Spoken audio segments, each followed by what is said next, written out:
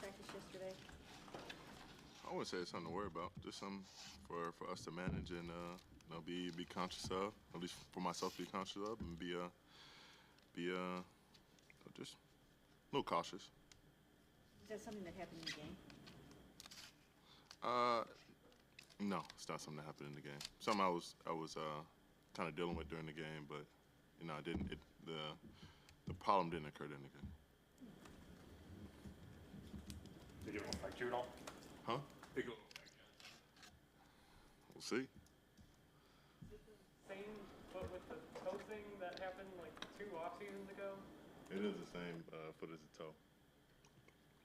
Is it unrelated to it? That's weird as that sounds because I have toes on both my feet, but no, I don't think it's related to that. We don't think it's related. Can you tell us what you did to the foot? You don't have to, of course, but I mean, you want to share? I could tell you, and get yelled at by Kevin, so I'm okay. Okay. So how about Trevor Lawrence? What are you seeing on film? And, what does he bring? He brings confidence, and the man's strong with the ball. He's confident with his legs, and he's definitely got a lot of different angles he can or spots he can put the ball across the field. And hell, he's tall as hell. He can see the entire field. So my man is really a prototypical quarterback as far as his size, his arm strength, his accuracy, and what he can do when he's on the football field. When you guys played them last year, I mean, he had the high ankle sprain, but Jim said yesterday he even moved around maybe a little bit more than you guys expected last year when he was hurt. But when he's healthy, like how much more do you see him, operating with that against you guys this week? Definitely more than last year. He's definitely a mobile quarterback. He likes to get out and stretch the field. He'll also get down and make yards with his legs if he has to, but he's looking for that big play. And he can really do both. So we have to be cognizant of that and playing with that awareness. Myles, you had the strip sack on Dak, obviously, and came within maybe a split second of another one. When you rewatched that, I mean, how close were you to making 3 or 4 more plays like you did? I mean, that's thin margins of the game. Being right there, but whether we needed to get some more pressure in his face or just blanket the coverage just a little bit more. That's just Russian coverage working together, and sometimes it's gonna be there. I'm gonna get that extra or another 2 big plays or strip sacks, and sometimes it's gonna be really close, and just gotta apply pressure to him until he feels like he has to hold it. And he's throwing us an errant ball because he's trying to rush the throw to get away from us. So those 2 things will always work together. What do you think of their Bixby and ETN and that run game they have? I think they're both talented. I think they both can offer some help for the receiving core, being able to catch the ball at the backfield, but also running the hell out the ball. So both of those guys will be a threat on Sunday.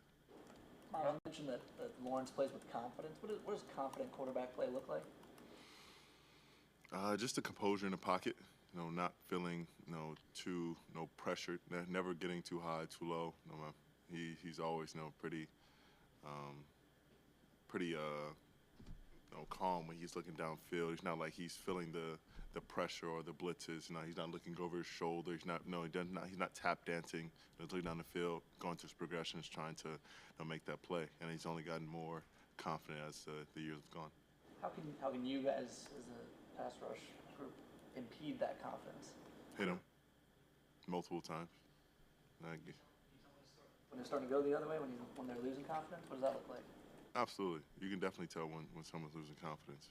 And you try to play into it and continue to find a way to chip away at that confidence and that composure.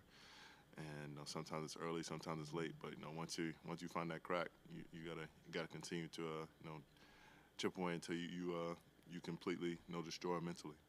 Myles, this was a week in which Deshaun Watson has been dealing with an off-the-field situation.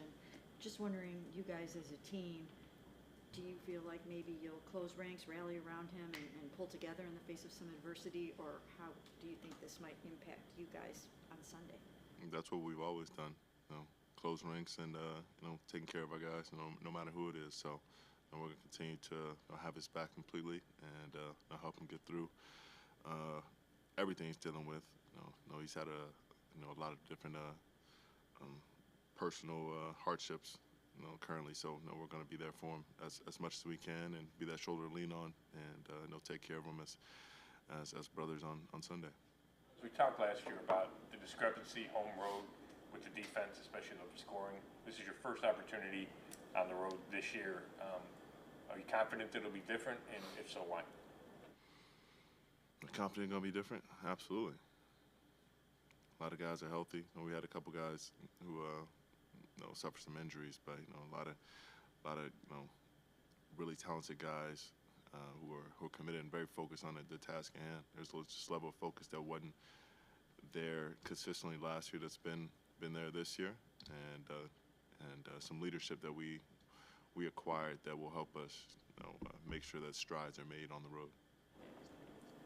I was thinking about during Kevin's tenure, like it seems like if you guys have had a bad game or some, stuff going on the week before a game, that you're able to come back as a team and kind of rally and can win when people least expect it. Like, what do you think has allowed you guys in the last 4 or 5 years to kind of get to that point? I mean, it helps when you have a coach like that. He's got that bit of his dad in him with that basketball mentality. You don't lose 2 in a row, and just making sure we attack each and every day. There's no days off, whether it's Monday or Tuesday. We're finding a way to get better.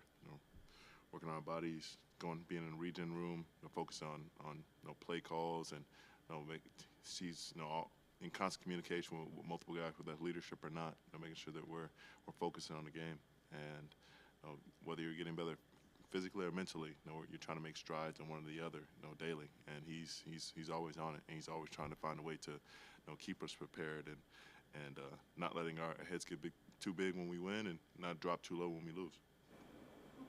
Bubba Ventrone yesterday was mentioning that he thought in all 3 phases of the game that you guys did not play with enough effort and you guys did not play hard enough.